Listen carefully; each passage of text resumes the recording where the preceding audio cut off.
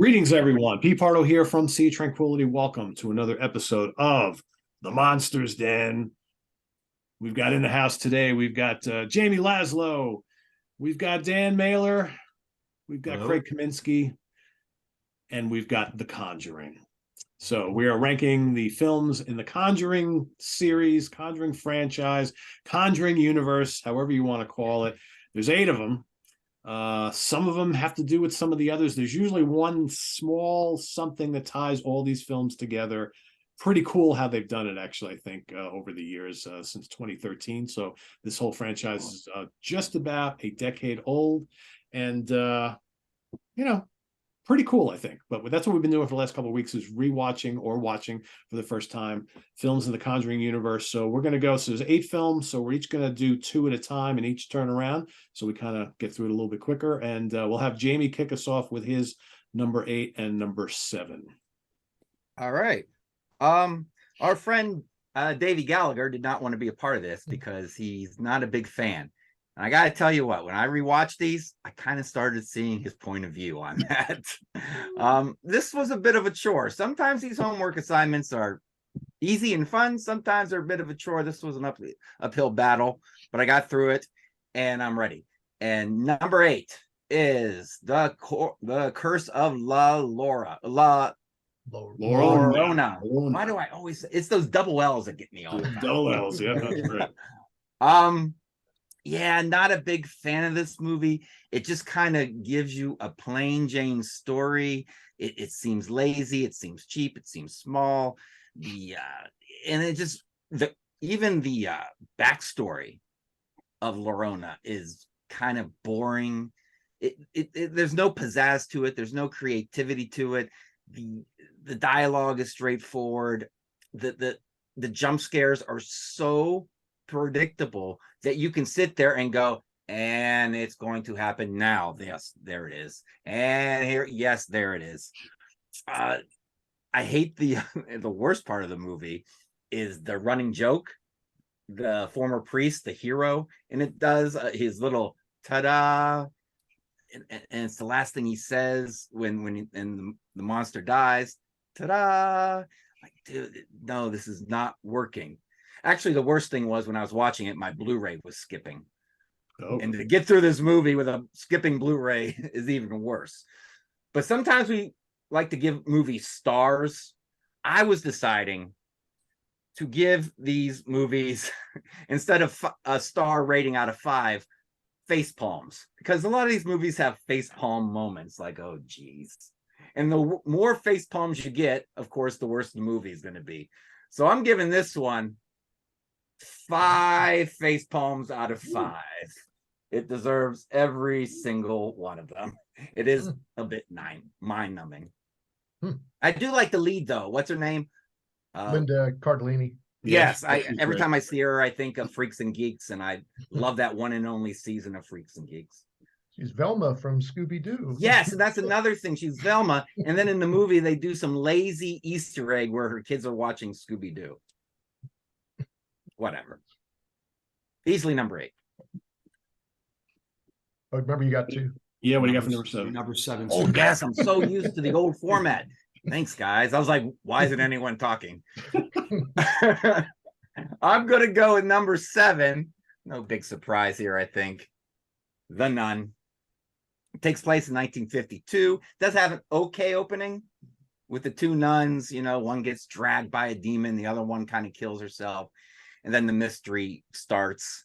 You know, the investigator, the priest and the nun come to investigate it. But the investigation really doesn't go anywhere.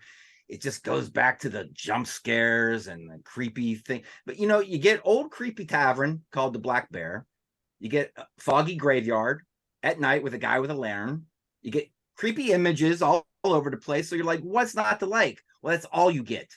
That's all you get. There's no cohesive story to tie it all together. And some scenes make you go like this, like when the priest is buried alive and then there's grass instantly over top of them, but the demon was kind enough to give him the string to the bell so someone could save him. So as the demon fucking with him, or is it trying to kill him? And how? Why is there grass over? I don't know. You knew as soon as they showed that little bell that, and the guy says, "Well, that's for if you got buried Yeah, alive, you know it's going to ring the come into bell." And it's play. like, all right, how long till that part comes on? Right. And the nun was in Conjuring 2 a bit. I think that's how she needs to be utilized. Of course, everything has to be a franchise. They're making the Nun 2. Do we really need that? No, we don't. I'm sure it'll make a couple bucks and it'll scare the kiddies. But how many face palms does this one get? I am giving it 4 There's 5 and a half face palms out of 5. So we're getting a little better as we move along, guys. Okay, now I'm done. All right. Okay. Dan, what do you got for 8 and 7? Alrighty. Okay, so your latter choice, Jamie, is my number 8. I'm definitely going with The Nun. I actually was gonna go with another one, but that's a little bit lower down the list, or higher up, I should say. Yeah, The Nun to me it just didn't feel like part of the franchise. It had a more, I want to say, gothic feel to it, which isn't a bad thing. Love Hammer films, love gothic horror. It was like a timepiece, a period piece, excuse me. But it just felt so lazy, like you mentioned, cheesy with that Frenchy guy. I'm Canadian, and he kind of gives me a bad rep. Like, I mean, I'm not French, clearly. I'm English, but like he just kept it was in that girl's face, the to-be nun. He was flirting with her overly, and it just felt very cheap and very cheesy, but it also felt very disjointed. I was watching this movie, I was trying to get into it, and it just was so tedious. I felt it was very, I love the fact that movies sometimes are dark and, dim lit, and that can add a lot of atmosphere. But in this case, I think it worked against it. I just found that the story itself wasn't compelling enough. There wasn't enough meat on the bone to actually get you to be invested. The priest, could barely understand him, to be honest with you. I speak some Spanish, but I just couldn't. He had a very thick, he's Mexican, the actor, and I couldn't really understand what he was saying. Great actor too, Damien Bashir. I mean, he's a great actor. Yeah, he is. He really is. But this role, it was almost like he was phoning it in. There wasn't a lot there. I didn't really feel any passion. And it's interesting because the nun, the young nun, that's the younger sister of Vera. What's her last name? The one who Farmiga. Yeah, that's her younger sister by 21 years. Yeah. So I thought they're going to tie that in some capacity, like, in the future, because they're kind of incestuous, these films. So I thought they were going to, it had relevance, but it wasn't. It's just the fact that probably her older sister got her the role because of their them being related. But overall, I felt this movie needed to be over a lot sooner than it was. In fact, 20 minutes before it ended, I thought it was finished. When they were in the church, and the guy shot the nun, which wasn't even scary in this movie. The one thing in Conjuring 2, I did like her in Conjuring 2, like that scene in the bedroom or the office, whatever have you, where you see her sort of merge with in the wall, and then she comes towards. That was I won't say terrifying, but that actually had well done. Yeah.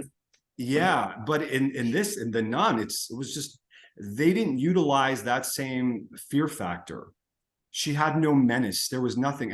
And the one thing, and I guess we'll all talk about this franchise in and of itself, the running theme I find throughout is jump scare, predictability, very predictable, and jump scare, one after the other, and loud, very loud jump scares. I know when they're coming, so I'm turning the volume down just to make sure my ears don't shatter. But yeah, wasn't a big fan. And I said 20 minutes before it was over, I thought it was over, but it wasn't. It kept going, and at the end, I was just kind of grateful. But the last 2 minutes or minute, I was like, oh, I like that part. So the Frenchy guy was the guy from, we see in the beginning, or the end of was it Conjuring 1, where they were talking about a previous case of this man who went insane, this French Canadian man who went insane, and he had this real effect on Lorraine, the character of Lorraine, and she went away for 8 days in silence and didn't talk to her husband Ed, and he didn't know the reason why.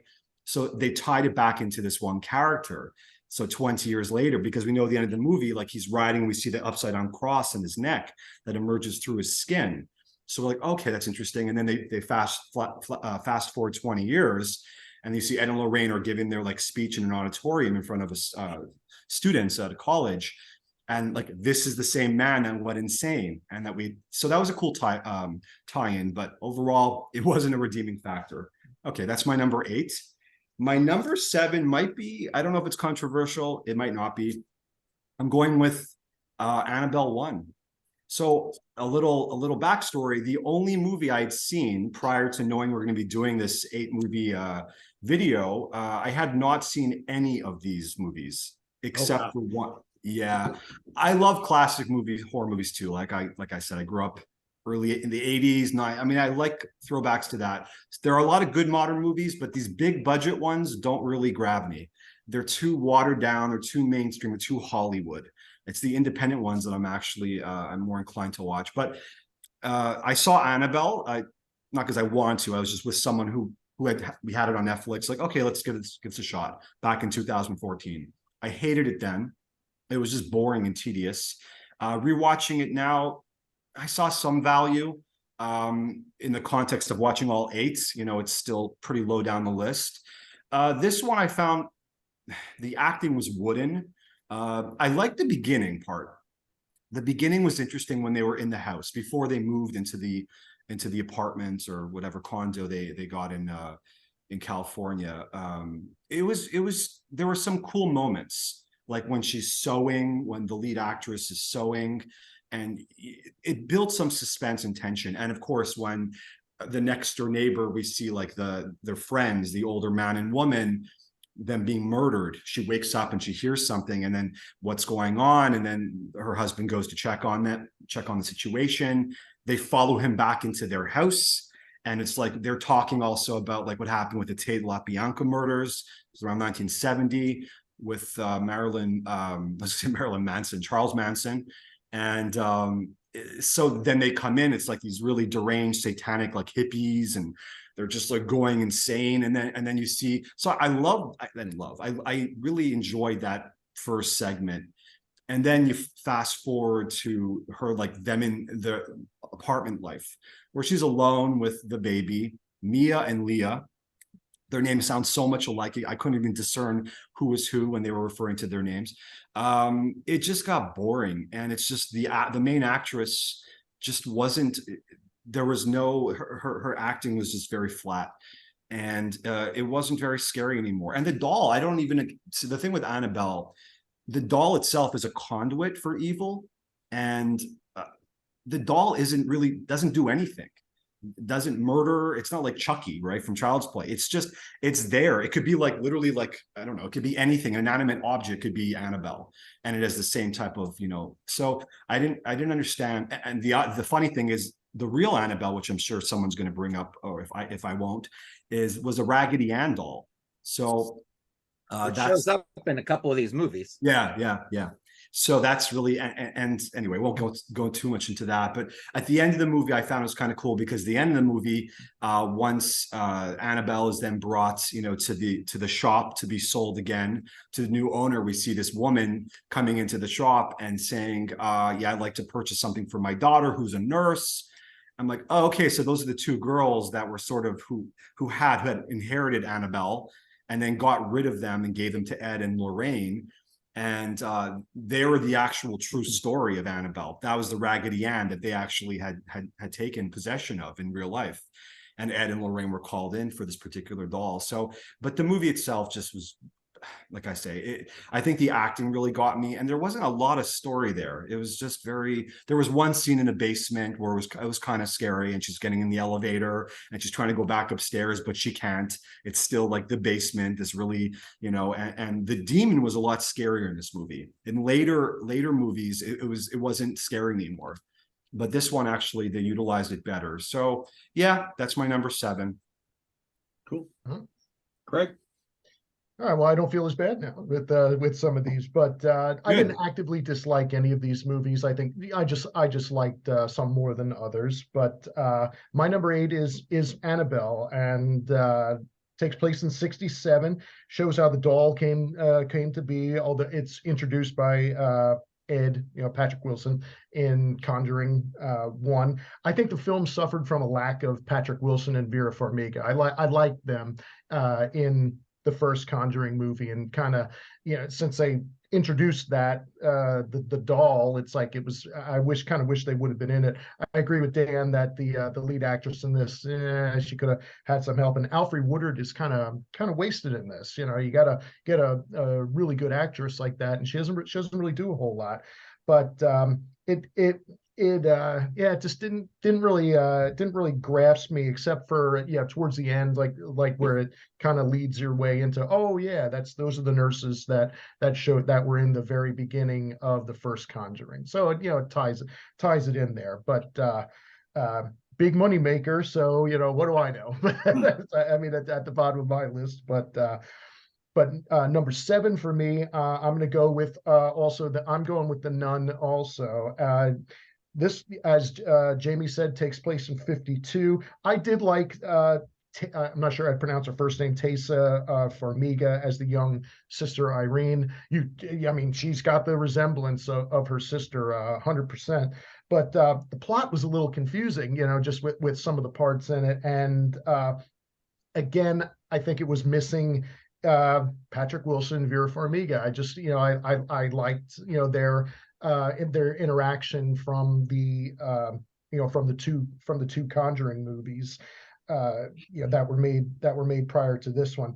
I did like how it ties into Conjuring 1, though, at the end, as Dan had said. And again, this one was I think is the biggest money maker out of all 8 of them. So really? it connected with some people, I mean, and I didn't dislike it. I mean, it was just, to me, it was just the least one of the more lesser interesting ones to me. Has some jump scares in it that are cool, and it's to a point. Not sometimes they do go overboard, but the part where she's like praying like hell, and then it's like, oh, there's nobody there, and or talking to the head nun at the it's like, and you can tell that's not a person, it's like just with the shroud over them, and that's kind of cool. But overall, just not one of the ones that really kept my attention. So yeah, number 7 is The Nun for me. It's my number 8, The Nun. To make a whole movie out of this nun character, I think, was a stretch. They're going to do it again. Yeah.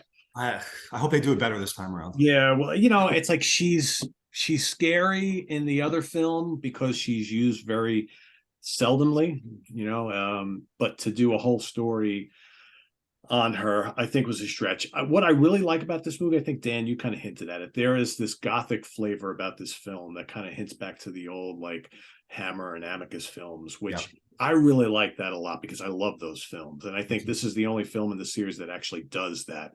So I enjoy all these films to an extent. I don't think any of them are terrible. These movies, for me, it's like, all right, let's take my brain out of my head and just watch and just be entertained. So right. I think for the most part, these are all entertaining. Are all of them great horror films? That's debatable. I don't think this is a great horror film by any means, but the sets are creepy. There's loads of atmosphere here. Like Craig just mentioned, there are some good jump scares. There's a kind of cool sense of dread and evil going around. But the acting's okay. Like I said, I like Demian Bashir. He's probably miscast in this role, but he's good in anything he does as Father Burke. I don't know. It's just, I find that this film just is not as enjoyable as the other ones. That's kind of why it winds up where it is. But I do give it a lot of props for a lot of the aesthetics in creating the film. It looks like it's a haunted house, that convent. It looks great, right? And it just, this movie looks like a huge, big budget, film that they put a lot of care into. And like you said, it's the highest grossing film in the franchise. Go figure, right? That's amazing. Yeah, exactly. Do you think the first or second one would be? Right, yeah. Yeah, I think they've done a good job, especially earlier in the franchise. They did a really good job with whatever kind of money they had to make these films. They stretched the dollar because none of these films really look cheap. Like they look like there was some money pumped into them. So Yeah. whether they had I'd have to go and look at all the budgets for all of them individually. But I don't think any of these were like $150 million budget films by any He's means. 30, 40, I think, something like that. Yeah, So and they that's like that's modest. it's Yeah. still pretty good. Yeah. And I think The Nun was made for under 30 or thereabouts, and it made like 275 or thereabouts worldwide, or 300 Wow. worldwide. So that's a big profit. That's crazy money. Yeah. That is crazy money. Yeah. So that's the My reason why they sister can make dressed it. up as the nun one year for Halloween. So I mean, it's Really? a character out there. Yeah. Yeah. Wow. Yeah. A nun or the nun? The nun. The Nun. The Nun. All right. My number 7, I'm going to go with The Curse of La Llorona. I expected for this to be my bottom one because everything you read out there, most people kind of shit on this one, and It's barely tied in. it's barely tied in, right? Yeah, you Yeah, got the priest, right? It's the priest that's part of the tie-in. Father The priest Perez. Annabelle 1. Yeah, Yeah. Father Perez. That's really the tie-in, and it's a different kind of film than the other ones. I like the kind of the opening, where they go and they go into the house and there's the mother and she's kind of a little psychotic, and you got the locked room, and the what's her face, what's the actress's name? I forget her name again. Linda Cardellini. Her character she was Annie, is that her? Anna. She goes, to open the door. No, don't go in there. Don't go in there. And then they pull her out of there. She opens the door anyway, and there's the little kids. And they're like, oh, you shouldn't open. You shouldn't. Don't let her in. And she thinks that she's talking about the mother and this whole thing. And then of course they find the kids dead. And I think there was some good ideas here, but it didn't all play out too well. But there's certain scenes I find enjoyable in this film. I didn't expect to like this one at all. And this was the lowest grossing film in the series. Again, probably because it's so loosely tied, I think. But it was a moneymaker. Still was a moneymaker. I think Raymond Cruz from Breaking Bad is really good in this movie. And it's, Craig was like, I was telling Craig I was getting ready to watch this about a week or so ago. He goes, oh, Raymond Cruz is in it. He plays a good guy in this for once. And I'm like, really? That's kind of cool. I wouldn't expect that, but he does a really good job. He's kind of like he's the guy who they bring in to help drive the evil spirit away. And I think he does a really good job. It's not a great film, but I didn't mind this at all. And this was the last, really, I think the only one that I hadn't seen up until recently. Oh, wow. So it was good. I think it's good. It's not terrible. It's not great, but it's number 7. I think it's kind of terrible. Back to Jamie. No, and that's fine. Hey, you're not alone. You're not alone, Jamie. I guess I'm a little more patient with stuff like this, I guess. And I wish I had your all-in-one set, Pete, because I think these movies need to be represented on my shelf. But look how much shelf space that takes up. I just had your one little thing, quite the difference. And Jamie, there is one that got released recently that has, I believe, 7 on there, but not including this one. Right. That's what I was looking at. Yeah. So, and if you wait maybe a year, they may have the 8, or wait till the new one comes out. Yeah. And they're going to keep making. I can sell these and get like $1.50 each for them. Yeah, I know, right? Return on investment's not that high. No, they sure ain't. All right, number 6, Annabelle Comes Home. Now, I watched this way back like in March. And while I was watching it, this is how I watch movies now. I wonder if we're going to be ranking these some days. Should I watch this now, or should I wait until we decide to rank these? So I was watching it. Nobody spoke about doing a ranking. I started taking notes anyways, just in case. Smart man. And then I text you, hey, you want to rank The Conjuring sometime soon? He said, that's not a bad idea. So I kept my notes from back in March. I did not want to rewatch it, though. I had it on today while I was making my notes, but I didn't pay too much attention. But I remember it feeling like a small movie. It takes place in a house. It's kind of a haunted house, but I either wanted more characters, or I wanted the house to be bigger, or maybe the characters to be more interesting. Something. I wanted the movie to stretch out somewhat. And then I saw in my notes, werewolf outside seemed unnecessary. And I'm like, fuck, there was a werewolf in this movie. You don't see it. Or bear. I think it's a good premise. What if some dumb chick goes into the evil room the Warrens have and releases everything? That movie should be fucking epic. Epic. And it was boring to me. The blonde girl walking through this house, those scenes go on and on and on, and you feel like you're behind someone in line at the Halloween haunted house in October and watching them walk through the haunted house. The Warrens are in it in the beginning, and that only teases you. You want them in it for the whole movie. Mm-hmm. So, like, how many face palms did I give it? I gave it 4 face palms. You look sleepy in the last one. And a sleepy time because it bored me to death. So there you go. Next one. Annabelle Creation. There you go. It's a prequel to the first. Now, watching this movie, the little girl who gets hit by the truck in the beginning, was it a truck or a bus? It's not bloody, but it's brutal. Yeah. Because, it's CGI, whatever, but you see her head hit it and you hear the thud and you're like, holy shit.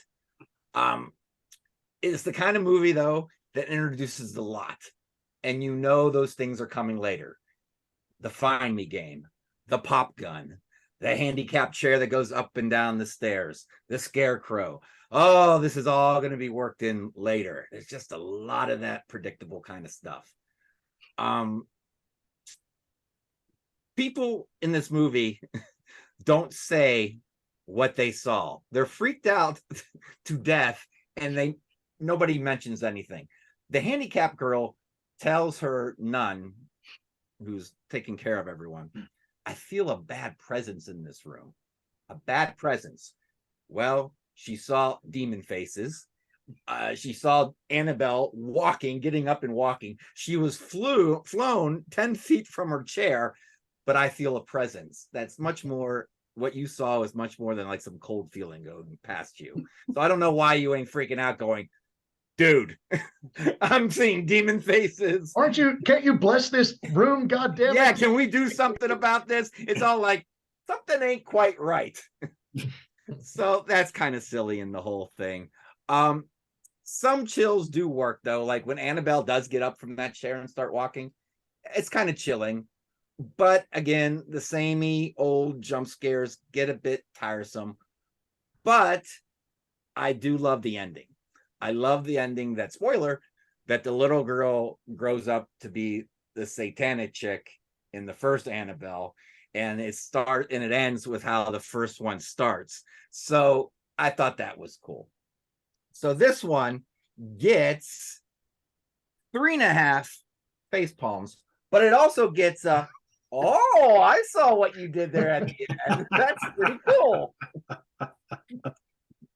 So there you go. All right. Okay. So my number 6, I was pretty confident with this one. So is The Curse of La Llorona. They say it differently in the movie. In Spanish, it's La Llorona or something, or Jarona, regardless. This movie, I have a couple thoughts on this. It reminded me of an X-Files episode. I'm not sure if any fans here of the X-Files. It kind of should have been like a short story. They filled this out to a full-length feature. It didn't need to be. Second most important thing, the reveal was almost right away.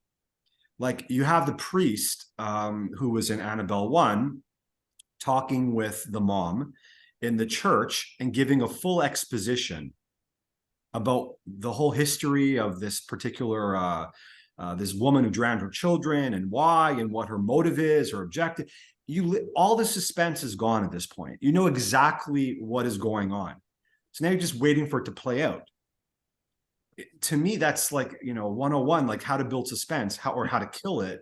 In this respect, I don't want to shit on the movie because I liked it to an extent. It was okay. The 2 children, they're acting, it's kind of weird because there's no real consistency, because there's some other child actors and other other movies in this world, in this universe, that were pretty good.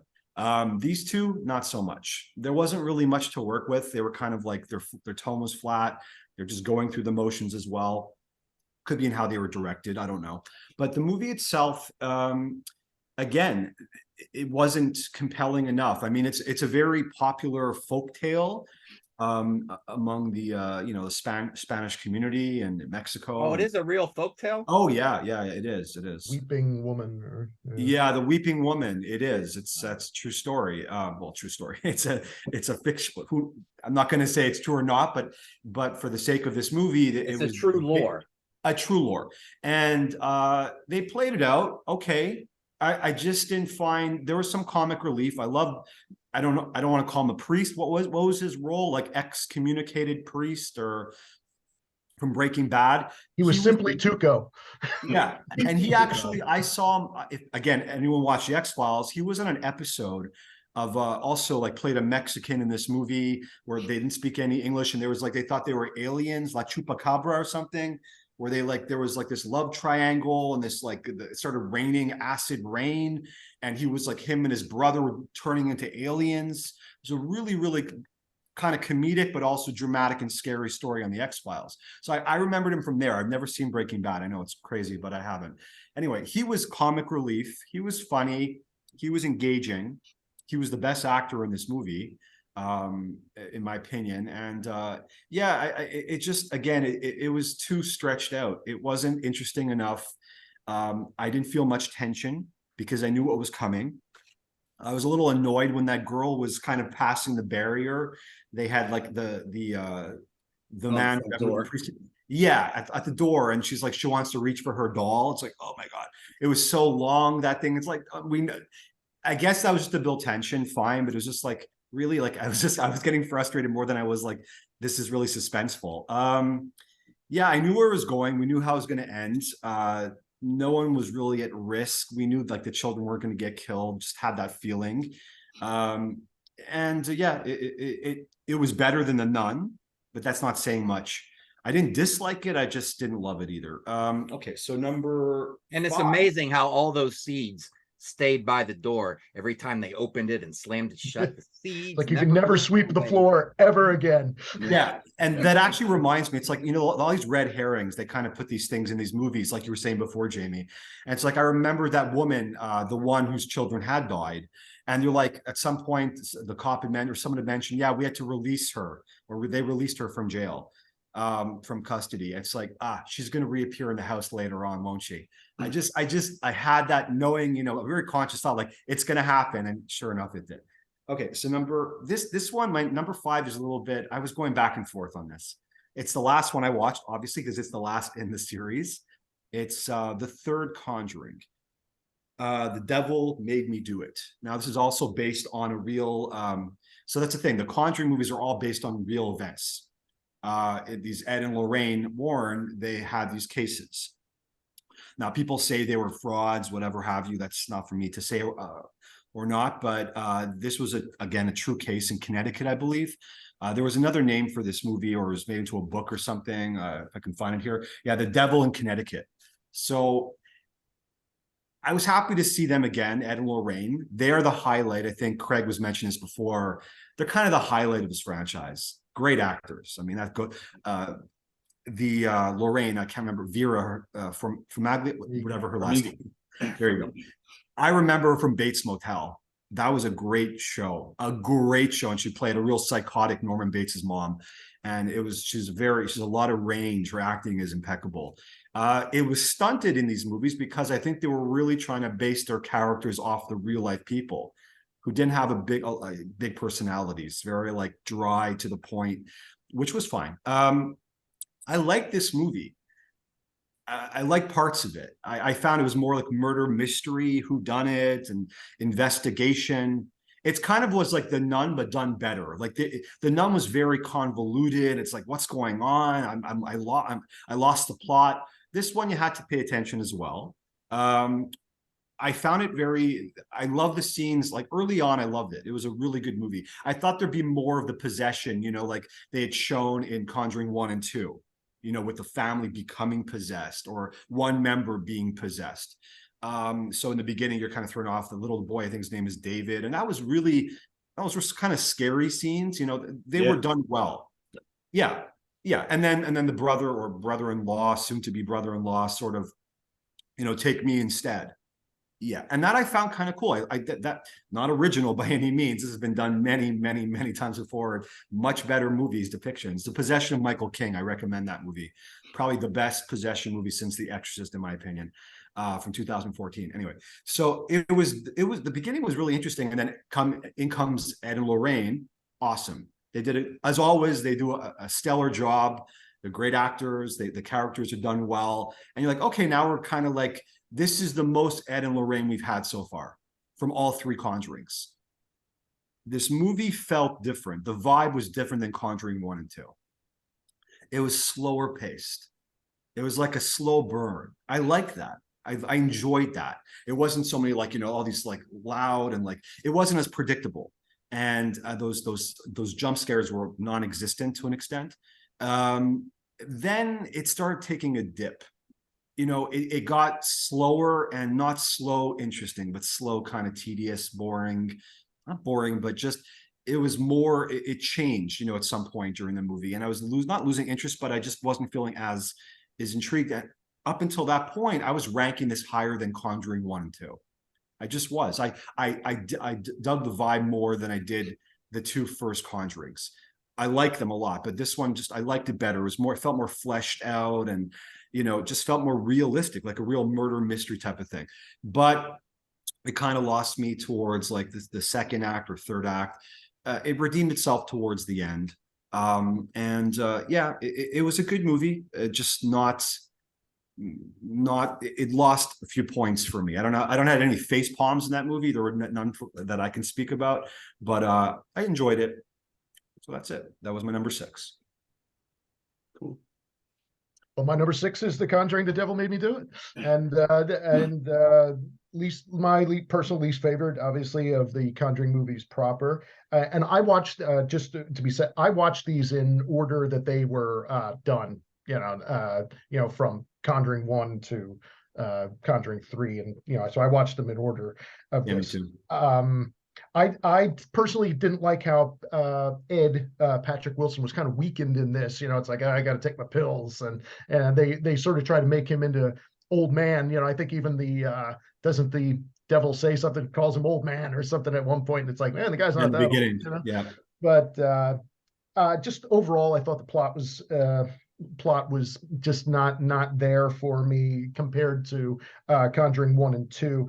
And I thought it would be a little bit more of a court case, because the way that they were introducing it. But then it's like, well, the courtroom is not really a horror movie, because I thought, you could have some good drama, at least with testifying and everything, with him trying to prove his case, because you know that he's going to be found not guilty or something, or at least, or if you just Google it, the plot of the movie, you'll see that, that's what's going to happen. So I kind of wanted some courtroom stuff, but that's not horror. So, but no, I mean, didn't actively dislike it, but it came in at my number 6.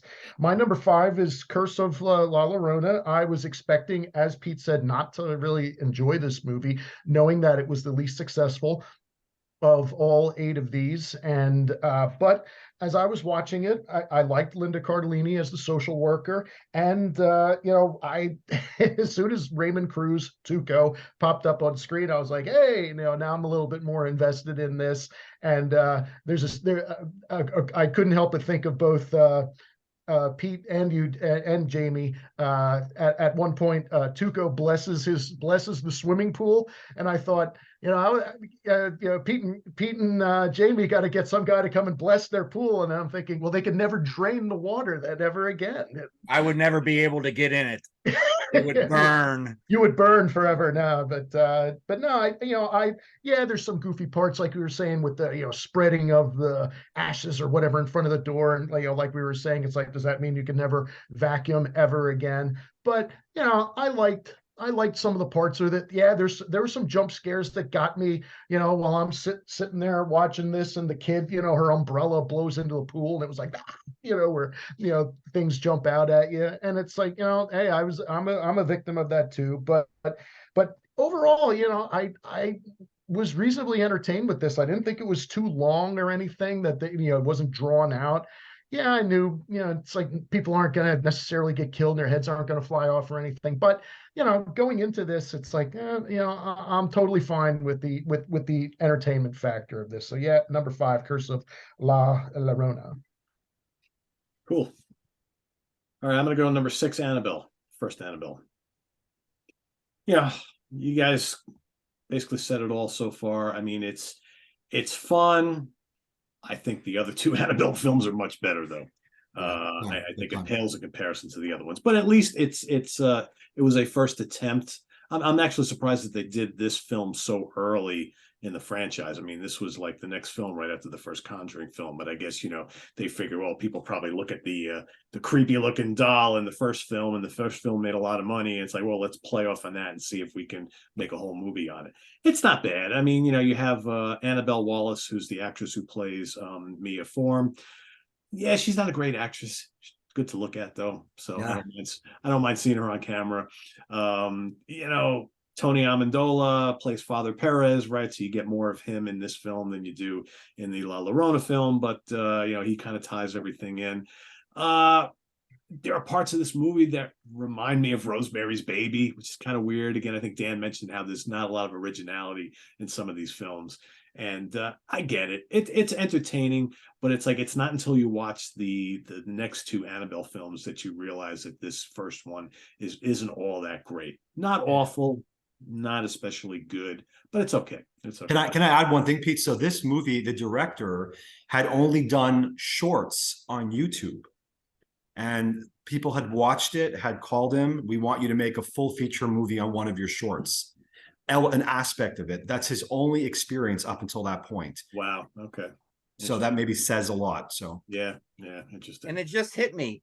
The character's name is Mia Farrow from Rosemary. Yeah, that's not unintentional. Yeah, that is not unintentional at all. And her last name starts with an F too. Yep. Oh, look at that. Yeah. So that's my number 6. Number 5, I'm going to go with The Conjuring, Devil Made Me Do It. Conjuring 3, Devil Made Me Do It. Like you guys have already mentioned, it's inferior to the first 2, but still enjoyable, I think. It's good to have, Lorraine and Ed back in a film. And I think they do a fine job in this. I think Dan mentioned that this has got a different feel to it than the first 2, which I don't mind. This is more of an occult type film, I think. Some good scares. I like the fact that they give Lorraine's character, Vera Farmiga, a little bit more to do in this. She seems to take more of a central role out of the couple here, which I kind of like. And she proves to be a pretty strong character, which I think we really see in this film. But I think what Dan mentioned, that the opening kind of scene with the little kid as he's possessed, and him and his body, contorting all over the table and stuff. Really well done. Really well done. So I like this film. I think it's pretty good. Does it hold up from start to finish equally? Maybe not, but still, it's a top 5 film in this franchise for me. So I liked it. Conjuring 3. Back to Jamie. I am going to go number 4. We're on number 4? Yep. Mm-hmm. Conjuring, the Devil Made Me Do It. There you go. Here's the thing with me with the exorcism in the beginning. I think it's a little too over the top. And the problem is with exorcisms in movies, you're always thinking of The Exorcist and you're always comparing it, and it never lives up to the original. Never. And that's the only thing in my brain the whole time. Doesn't live up, looks like a copy. Sometimes the movie can get past it a little bit, as I'll talk later on. It does get better as it settles down and becomes almost like a mystery. But this is what I like Craig said, this is what I would have liked. It wouldn't have been much of a horror movie. Give me a courtroom drama. Yeah. The whole thing, like A Few Good Men. You can't handle the truth. Let's do that and see if they can get this guy off with the defense of demonic possession. I think it would be great seeing them behind the scenes trying to get a case worked up for that. But that's, well, that wouldn't make $1 million, would it? Or $1 billion or whatever. I think it would have been done well had they interspersed like the backstory. And that would have been like sort of, they would then go back to a little bit more of that aspect. Yeah. But here's the thing at the end. When Ed gets possessed. Now, what keeps these movies grounded, even at their craziness, are the Warrens, the two leads. So when Ed gets possessed, it starts to lose some of that grounding because they're too involved in the horror. Now they're part of the horror. And now you have no one around them to ground this movie. Yeah, good point. So that's where it goes tail spinning for me at the end. I did like it. Now, I saw it when it first came out. What was it, on HBO Max? I don't even think it came to theaters. Maybe it came to theaters, but it dropped online at the same time. That's when I watched it. Yeah, I did like it a little better the second time. So on my facepalm rating, I give it 3 facepalms, and I guess it's okay. It's okay. I agree with you. It's better on the second viewing because I also saw when it first came out and they released it either on demand or whatever. And I remember being pretty disappointed with it. And then when I rewatched it again recently, I was like, it's not as bad as a little better. Yeah. Because we had our expectations lowered the second time going in. You're like, this ain't that bad. Yeah, I think so. My movie diary, I think I need to rewatch every single movie again, starting with A to Z, and give it an updated rating. Ooh. I don't have enough years in my life. I was going to say, he gets a lot of movies. I don't have enough years. That's depressing. Quit your job, get a divorce, lock yourself in your room for the rest of your life, and maybe you'll get through all of them, right? It'll sound like Adrian and Rocky. You can't win. It's amazing. All 3 of those ideas went through my head today, Pete. All 3 of them. Shut. How do I do that? Now, my number 3 might be shocking because all the notes you guys took on Annabelle, my notes say the exact opposite. Okay. And I read reviews and I saw reviews on YouTube, and everyone says how the 2 leads suck and how they're wooden. Mm-hmm. I like them. Maybe I like bad acting. I don't know. Maybe the girl was so cute that I looked past it all. I have no idea. I think that probably has a lot to do with it, and that's okay. But I kind of like the characters. I think they did a decent job of selling the dumb things they did. I thought I believed they were married. I thought they had a little bit of, dare I say, chemistry, and everyone thinks they're awful. So I don't know what I was seeing. I think the camera moves fluidly to help move the story along in the movie. I like the slow burn of it all, that there isn't a lot of things happening. The popcorn popping, like Scream 1. Okay, that's kind of cool. It's subtle, but I'm digging it. Yeah. How the doll gets possessed is, this doll has more origin stories. I still don't know what the true origin of this fucking doll is. It always has another reason why it's fucking possessed.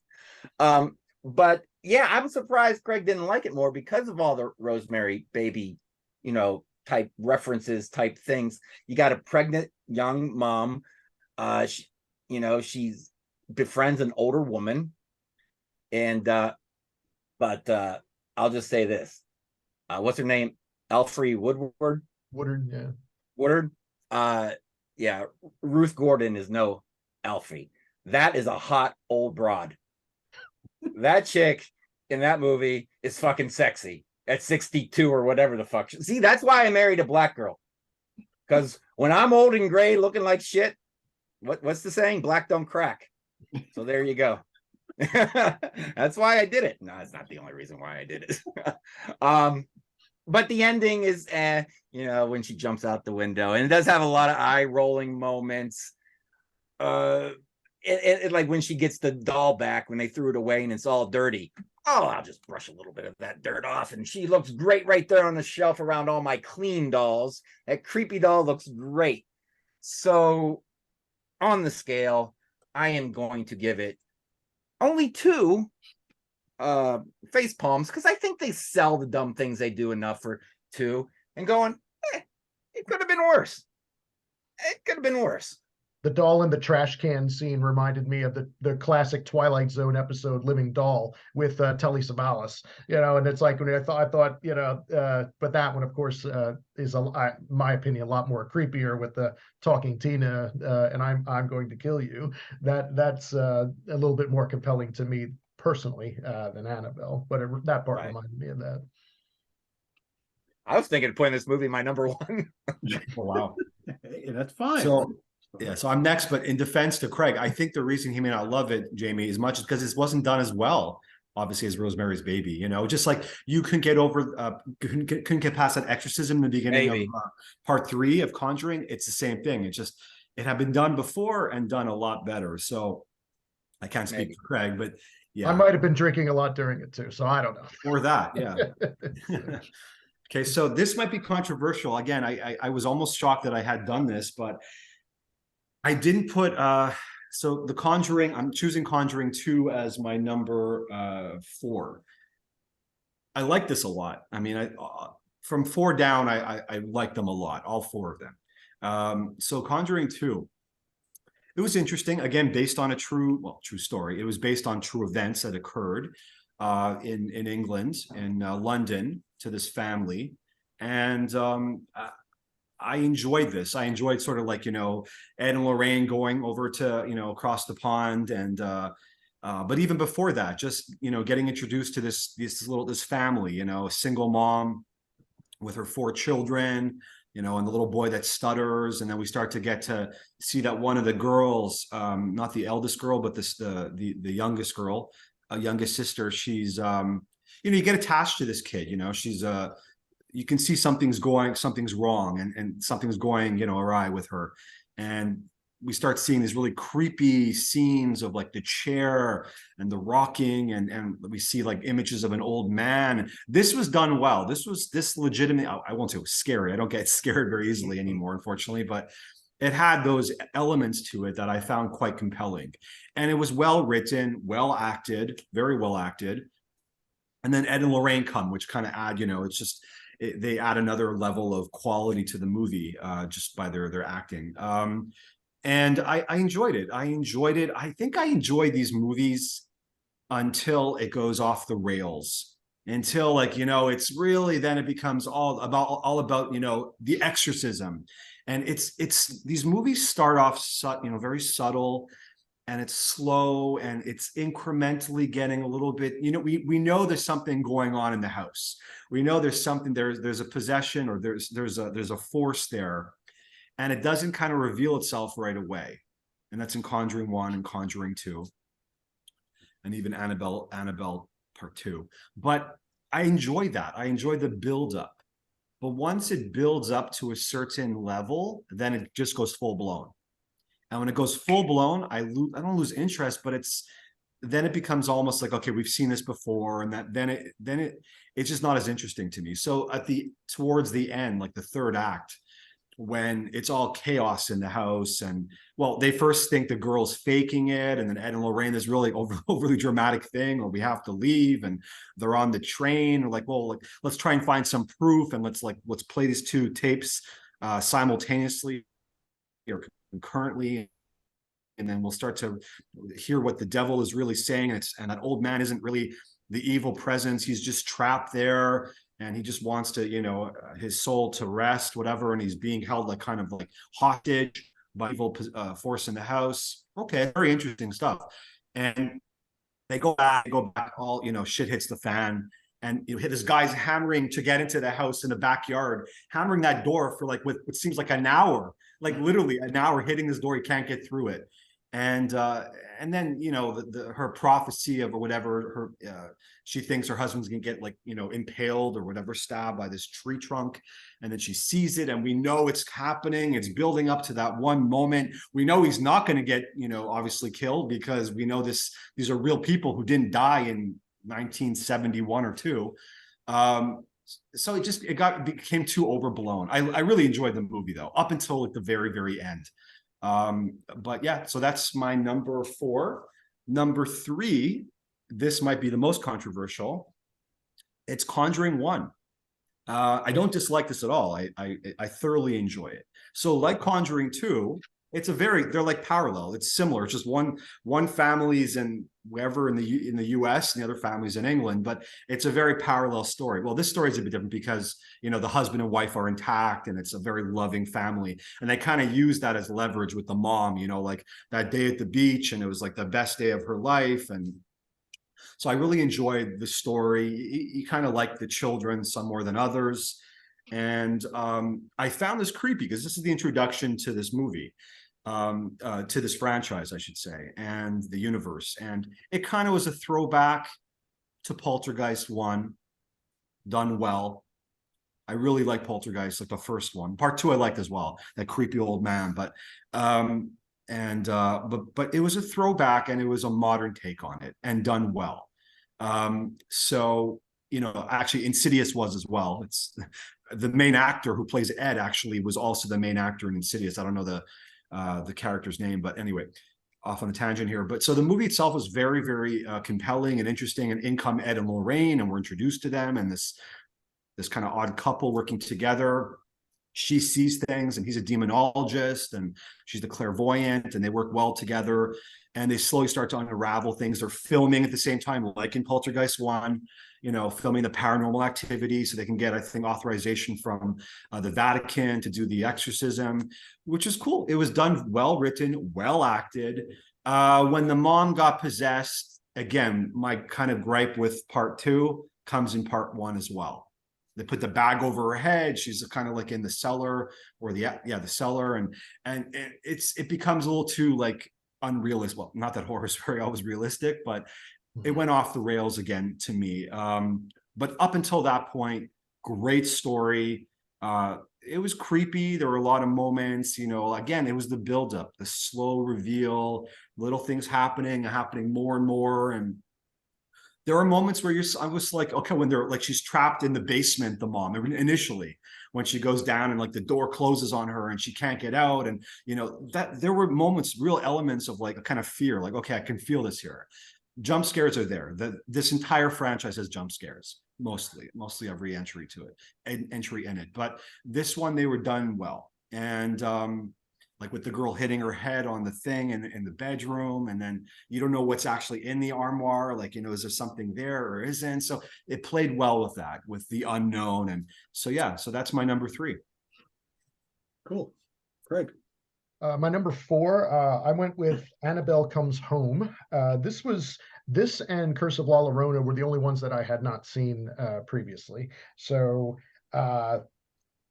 this one, and I was, I think Jamie may have mentioned this, I was sort of duped into thinking that Patrick Wilson and Vera Farmiga are in this because they're pictured in the background, in the red background of the poster and everything. But then they're in the beginning and then at the end, and it's one of those like, well, we're going out of town, you crazy kids, don't throw a party while we're gone or anything like that. And they show up at the end like Weird Science, you know. Craig, do you know where they went? Sorry, do you know where they went, Craig? No. This took place in the world of part 2. They went to England. Okay. They went to England. Yeah. Yes. But they, you know, leave and come back. But you know, I liked the 2 teen girls. I thought they were pretty likable characters and everything. Yeah, the one, you know, the girl, the brunette who goes into the room shouldn't go in there, you know, and everything. But you know, I found them to be, you know, they were likable kids, you know, teens. I thought I was totally fine with that. The little girl as the daughter, I thought was, you know, cute as a button. You know, you feel kind of bad for her that, you know, she, you know, her other kids at school were kind of like razzing her and everything. So, you know, I like, normally I'm not a real huge fan of kids in a lot of these movies, but you know, I liked all of them. I didn't care much for Bob's Got Balls or whatever, you know, that the boy in this. I still was kind of confused about how he got that nickname or whatever, but then it was like, nah, whatever. And that Jamie had mentioned, he said where he's attacked by a werewolf or something, but they didn't really show it. It's like he runs into like a shed and then you kind of forget about him, and then he comes back with like a bat or something. He was like, "There's a werewolf out there," and it's like, "Oh yeah." They didn't. It's like they didn't really show any of that. Maybe they ran out of money. I mentioned it, right? You're not going to show. No wonder I forgot about it. Or they didn't edited it out. You know, I'm not sure. But you know, again, I found the movie entertaining enough, that I'm sitting there and there are worse ways to spend an hour and 45. I was pretty fine with this movie for the most part. So that's my number 4.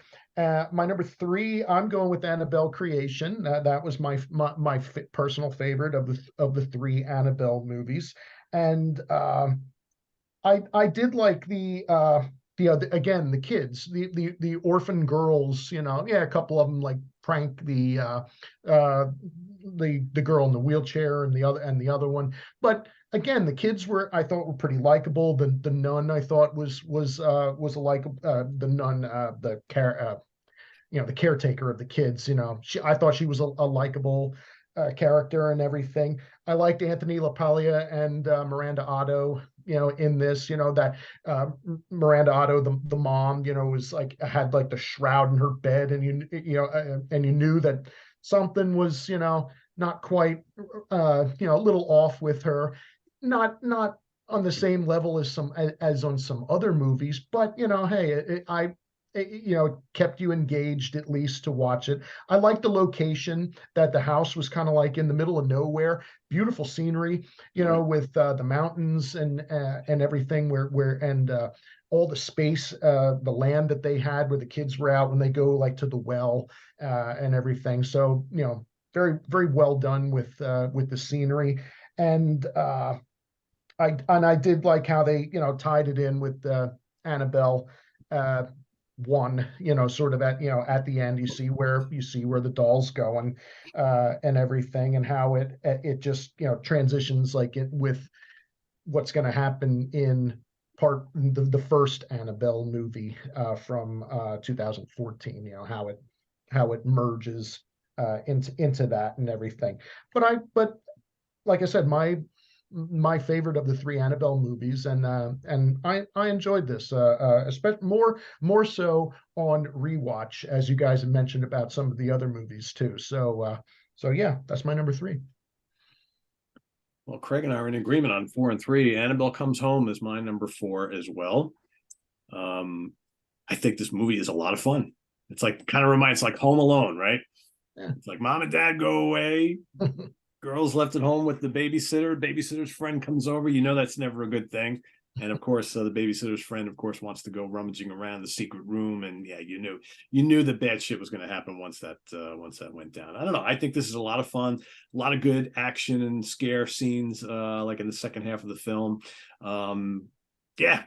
It's like, and then you just kind of wait, and it's like, will they take care of everything before mom and dad get home, or will mom and dad get home and help them, take care of what needs to be done? And it's just, it's a lot of fun. It's a lot of fun, I think. So I enjoy that. It's my number 4.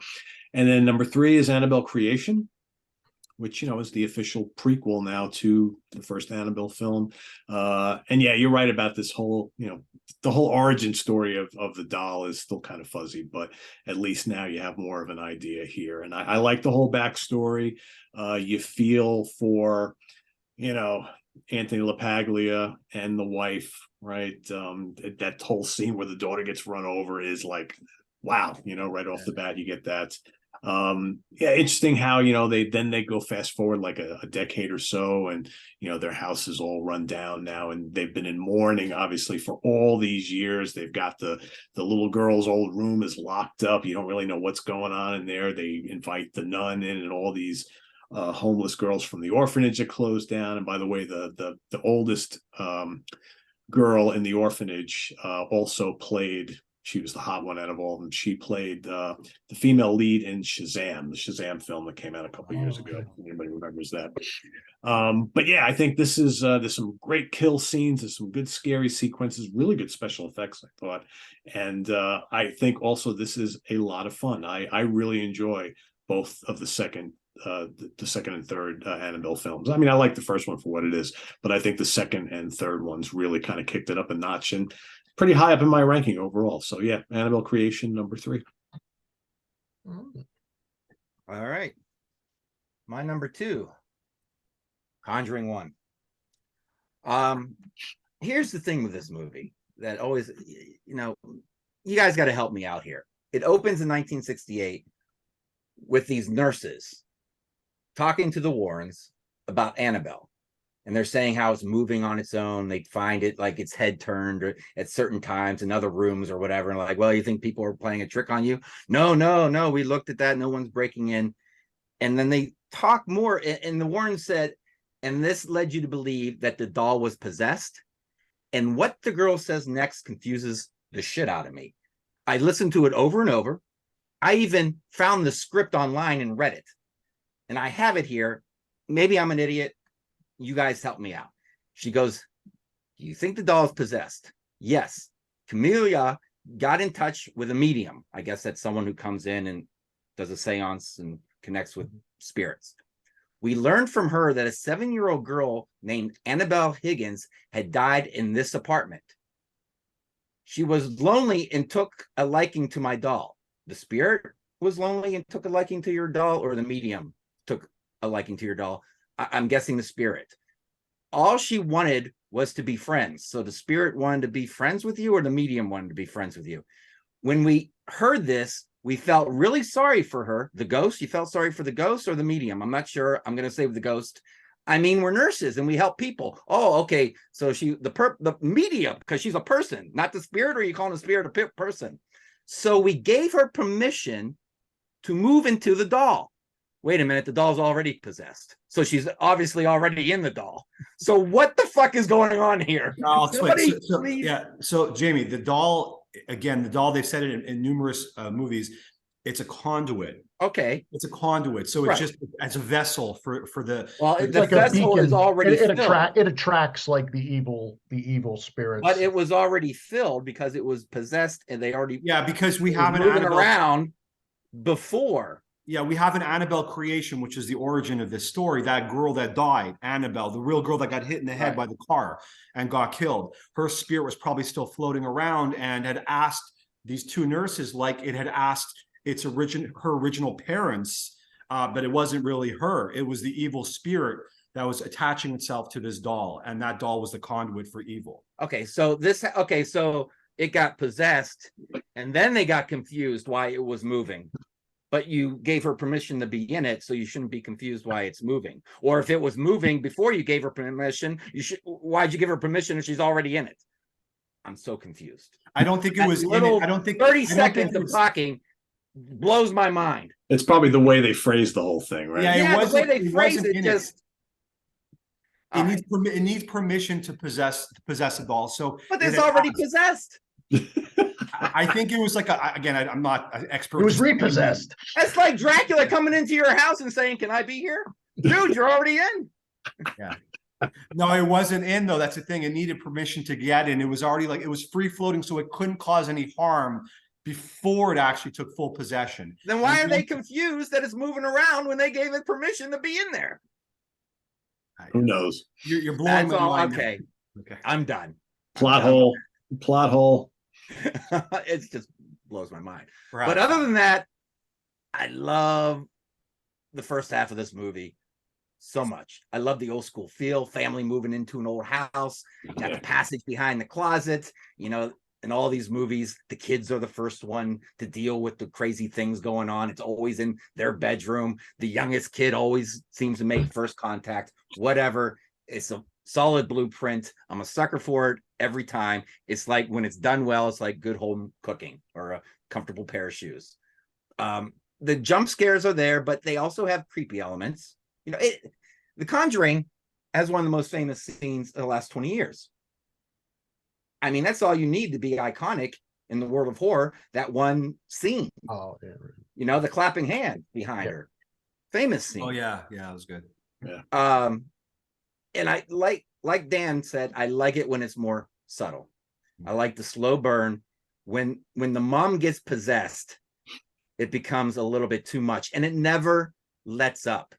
It never gives a movie a chance to breathe once she becomes possessed. Like he mentioned that Poltergeist. Once the shit hits the fan in Poltergeist, it does come down just for a moment to let you breathe. When they're all whispering downstairs in the do you think that mom, do you? It just gives you a moment. And then, even when the Allman Brothers are jamming, they jam and then you bring it down, right? Before they hit you again. Movies need that too. It's not in your face constantly. That's black metal. I thought you were saying the Allman Brothers were in The Conjuring. No. I'm just comparing movie to music in a This weird wasn't kind of 70. way. It took place in 71, though. So they But could. here's the thing. Yeah. And when it does go over the top, the cool thing about these movies is they're supposed to be true stories. And you're supposed to sit there and go, I wonder if this really happened. And that's part of the creepiness, the scariness, and the experience. And when you see things going over the top, you go, this never fucking happened. This is not true. If you, Well, I like how they show in the credits at the end how they'll show I know, like but when what the people look like and the actor. The real they'll people, have, yeah, like, that's names. cool. I thought that was cool. That's I cool. agree. But during the movie, keep it a little bit more real so I can imagine this really happened, and then it becomes even more scary. So, yeah, love the first half though. Love it to death. I'm going to give it 2 face palms, and so close to being great. So close. It's just that last half, that last act, I guess you can call it. My number 1 is The Conjuring 2. When I saw Conjuring 2 for the first time, I'm like, I think this is better than the first one. I love the opening. They're in Amityville Horror, and you see the fucking windows. You're like, wow, this is As soon as you see the windows, it's like, hey. Yeah, get your phone out and going, were the Warrens involved with Amityville? Yes, they were. How Yes, they were. cool. I'm always Googling during movies. It takes me like 4 hours to watch a 2-hour movie, pausing and Googling, and that person looks familiar. Who the hell is that person? Oh, are they still alive? I'm not the only one who does that. Oh I do my that God, too. it takes me all night to watch one movie. I always have my tablet with me when I watch every movie. How old is that chick? IMDb all the time, always. People also searched for, and now I'm down a rabbit hole, and this is on screensaver because the fucking movie's been on pause so fucking long. And yes, Conjuring 2. Of course, the crazy shit happens in the kids' bedrooms. But the thing is, you got this poor single parent family, and you feel so bad for them because they're being haunted now. You're like, don't they have enough to deal with? They're just trying to put food on the table. You see tape on the couches and the paint's peeling, and now they're dealing with this. You really feel bad for them. And the little girl becomes possessed. And right away, I'm thinking, it's not The Exorcist, is it? But they shake it. They shake it a little bit after a few minutes. I'm not thinking about The Exorcist. I don't know how they do it, but I'm going with the flow and not thinking The Exorcist at all. And I love how they got how the spirit got the Warrens to leave, to tell her, to fake some things and make sure it's on film. I thought that was a great idea. The tape playing on the train to get them back. Oh, let's play them together. That kind of shit always gives me the creeps. It reminded me of The Exorcist a little bit. Kill the priest, when they played it backwards, straight from that. A little bit of poor CGI, but did not bother me too much. What's a little weird is all you need to know to beat the demon is to know the demon's name, and the demon gave you a clue to his name. Valkin or something. What was it? Varric or Varric. Okay. But yeah, the Warrens, Vera and Patrick, they got chemistry, man. You want them to get married in real life, So yeah, but I also want to add. Well, first of all, I gave it 2 face palms because these movies will always get at least 2 face palms. And why'd you put it at number 1? Something's got to be number 1, so might as well be Conjuring 2. But I want to add, this movie takes place in December, late December. There's Christmas decorations all over the fucking place. So this is a Christmas movie. If this is a fucking Christmas movie, you motherfuckers out there, Conjuring 2 is a Christmas movie. So ho, ho, ho, start watching Conjuring 2 on Christmas Day, motherfuckers. Christmas movie. I have a machine gun too. Yeah, you can't have one bullshit Christmas music movie without the other. I'm sorry. Okay. I'll watch my Krampus. Thank you very much. I'll watch my Silent Night, Deadly Night. Thank you very much. Well, that too. Yeah. That too. And Christmas Evil, underrated movie. And Black Christmas. Black Christmas. Of course. That goes without saying, yeah. Okay, so number 2 is Annabelle 3. Annabelle Comes Home. This one might be divisive for certain people, even within the four of us here. I actually like this movie. There are parts or one aspect I didn't. But overall, the girl Judy, the daughter, who keeps changing, the actress keeps changing in all these movies, is never the same actress playing the daughter of Ed and Lorraine. But this was the best acted of the bunch, in my opinion. Just a likable character, and you feel like you're saying before, Jamie, like in Conjuring 2, you feel really bad for this family, this single mom trying to, like, she's on the phone with creditors, whatever, or her landlord, she can't pay the bills, and it's kids being. And Davey hates this movie the most. I think he's right now, if he's watching, oh, this is terrible. This movie's terrible. It's not. But yeah, so you feel really bad for this kid, Judy, and you get insight because she's the daughter of Ed and Lorraine, and they have a bad rep, and they're called, as in real life, they're like frauds, or this is kind of a well-known thing, or at least that's how they were regarded. So you feel bad for her because she's like she shouldn't choose her parents or choose this life, but she's also inherited this kind of like vision that her mom has. She can see things, clairvoyance, and she's just a really, she's kind of cynical, but she's a really cute kid, and she's just, you like her, and you feel terrible that she's being picked on, and then all of a sudden you're introduced to this. Well, obviously you're really happy because Ed and Lorraine are here. Like, what are they doing in this movie? But they're there. They're not there for long. They're heading off to England to go visit the family in Conjuring Part 2. But we then meet this blonde, pretty girl, the babysitter, who is also, you like her. She's the character itself it's a likable character. And then you meet her friend, who you don't like very well. You're not meant to like the friend. She's supposed to be this very like trying to always, she has an agenda, and it's pretty overt. So they come into the house, and like, you don't really know where it's going. You're like, is Ed and Lorraine coming back anytime soon? Like, you're waiting for them to come back, but you start to realize after a certain point, they're not coming back, at least not for quite a while. So you're stuck with these three kids. Well, these two teens and this young girl, the best actress of all three, in my opinion. And then you meet the boy, whatever, Bob or Balls, and this weird side character, can't figure him out either, and this awkward guy. But you start to get into the house, and you start to like, okay, you get into this room you're not supposed to go into, and she finds a way to kind of get Judy, and I don't know the blonde actress. I know the other brunette is Daniela, but I don't remember the blonde actress's the character's name. But regardless, so they go outside, and this other girl starts kind of snooping around the house, and she gets into the room, which has all the artifacts that we kind of seen in previous installments. And like, okay, this looks interesting. And you start to see all these different things. Like, these all could be sort of spin-offs, right? We had the Nun as a spin-off, we had Annabelle. I think they introduced this room, and they really took the time to actually look at this girl's playing with every single artifact here.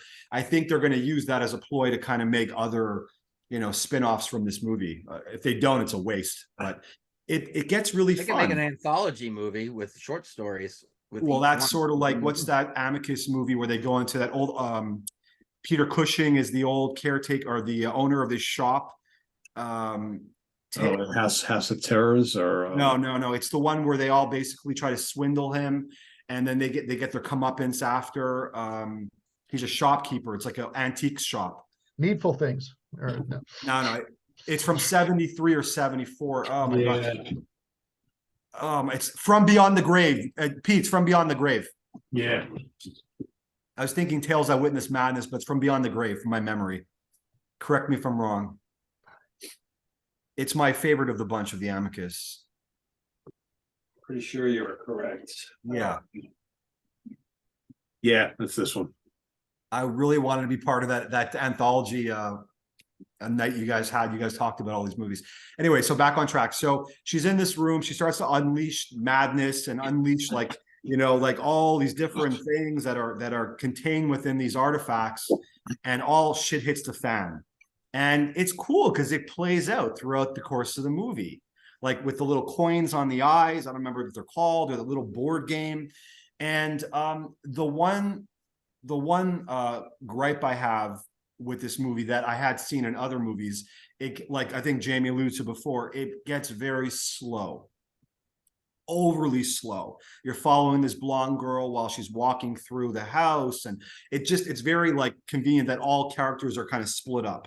You know, it's like Scooby-Doo, like one goes here, one goes there, and they're all kind of encountering their own whatever shenanigans. And but you're compelled, you're intrigued. And another highlight was the pizza guy that came around there and gave advice to young Bob Balls, whatever that guy, rock and roll, like that's the way to smooth her, whatever, to impress the girl.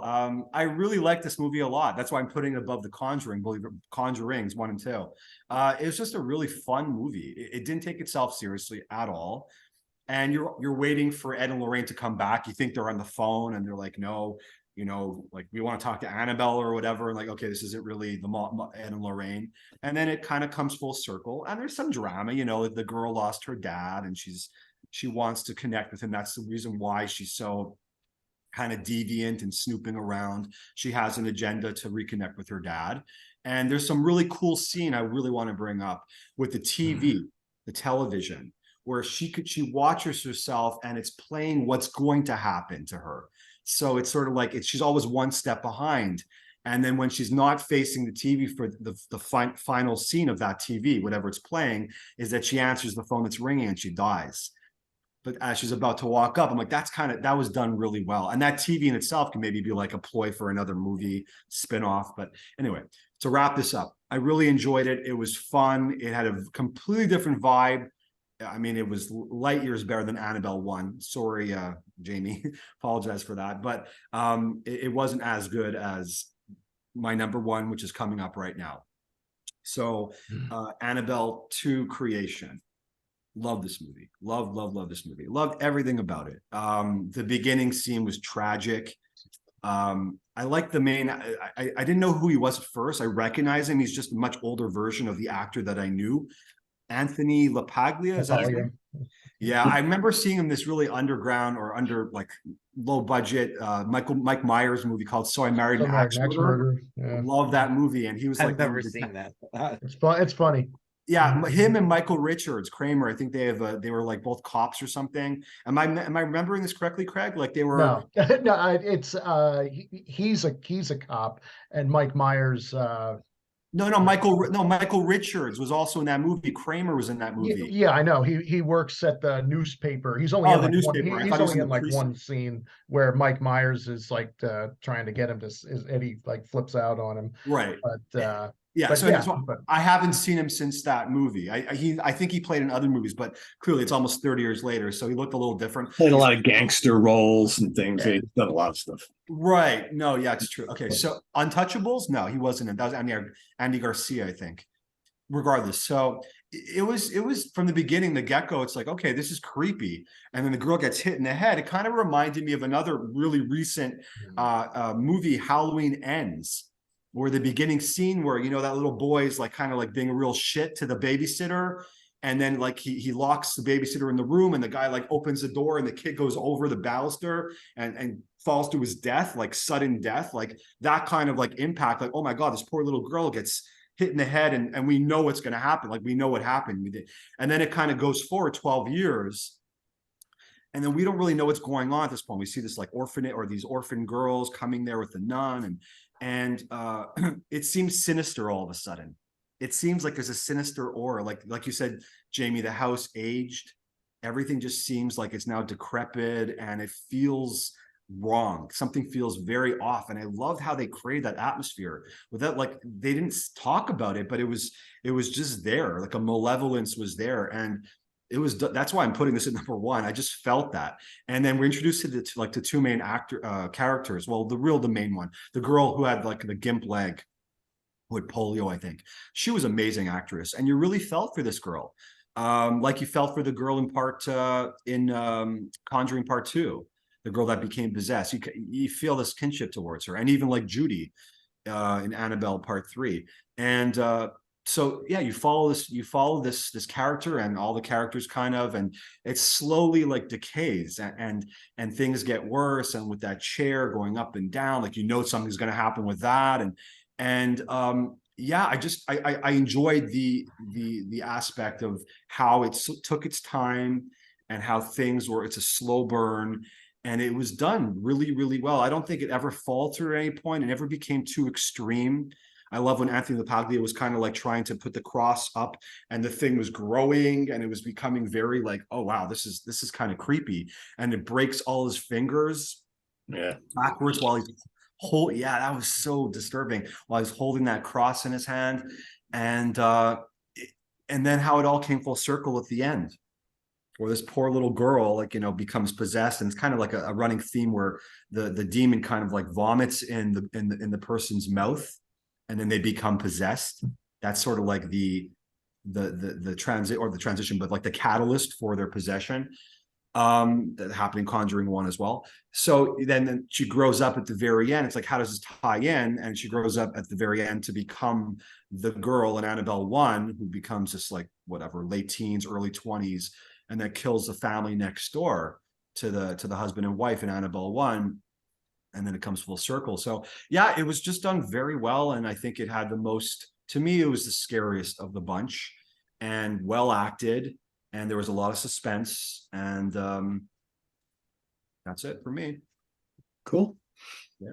Craig? I am mirroring Mr. Laszlo, who's MIA right now, and with my there he is with my picks. I'm going with number 2. I have The Conjuring 1.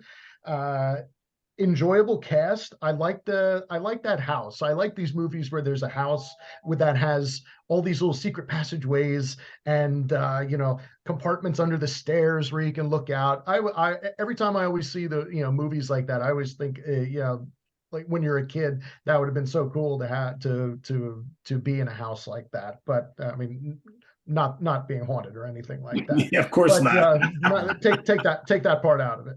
But I like, again though, likable kids, at least for me. That I like the children in the movie. Lily Taylor, I think, did a good job. Yeah, she gets when she gets possessed at the end. Yeah, I mean, it's a little too much where all of a sudden she's like totally like serious. She's like, no, I feel fine now. And but I like this one a lot of creepy images, as Jamie had said, with the seeing people hanging from the trees, and all that. But I liked it. I think this was a really good, fun, modern horror movie. Yeah, there's some jump scares and things like that in it, but all in all, I had fun with this. And my number 1 is I went with The Conjuring 2.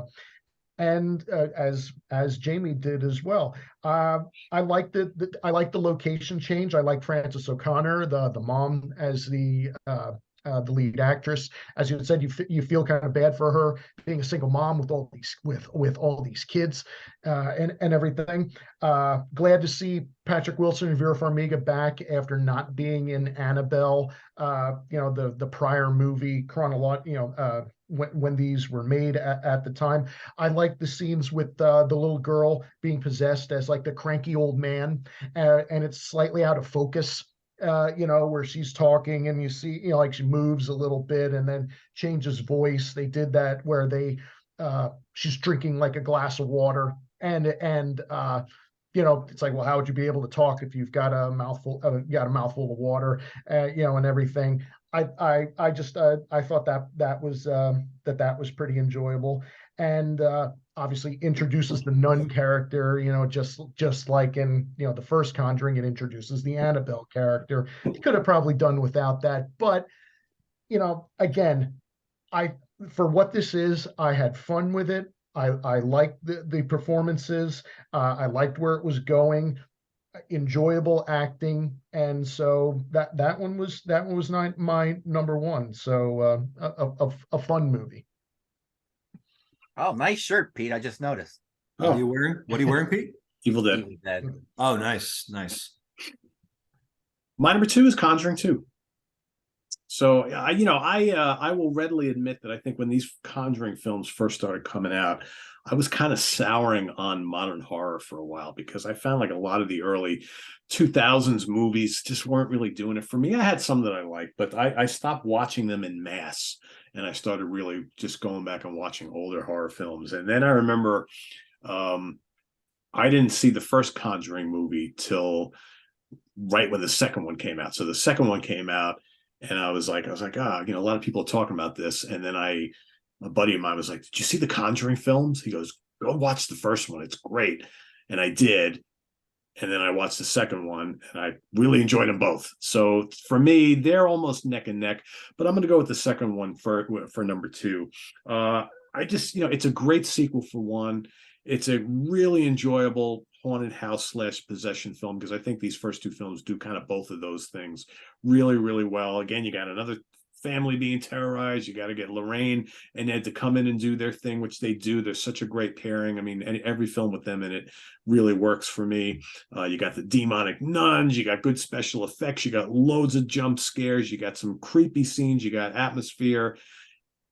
And you even have a little reference to the Amityville Horror, right? Which, how cool is that? So, yeah, this is easily my number two. I knew going into this that my number one and two were pretty much set. I think, for me, the ranking, what really surprised me in watching a lot of these films again is how much I enjoyed those last two Annabelle movies. But my number one is the first Conjuring film, which I still remember the first time I watched that.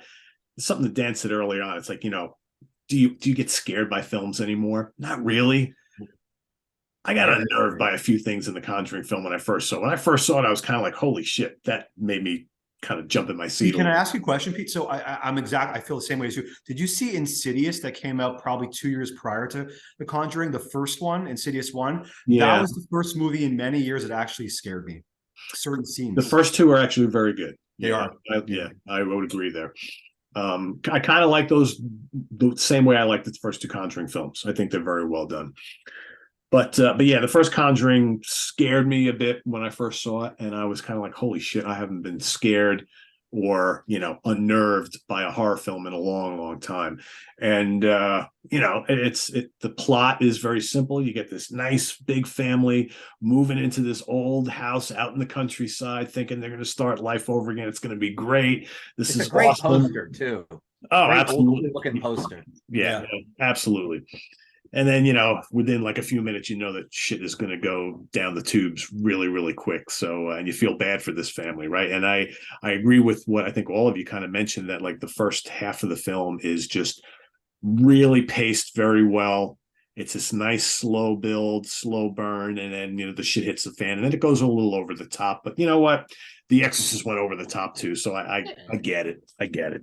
But the cast is awesome.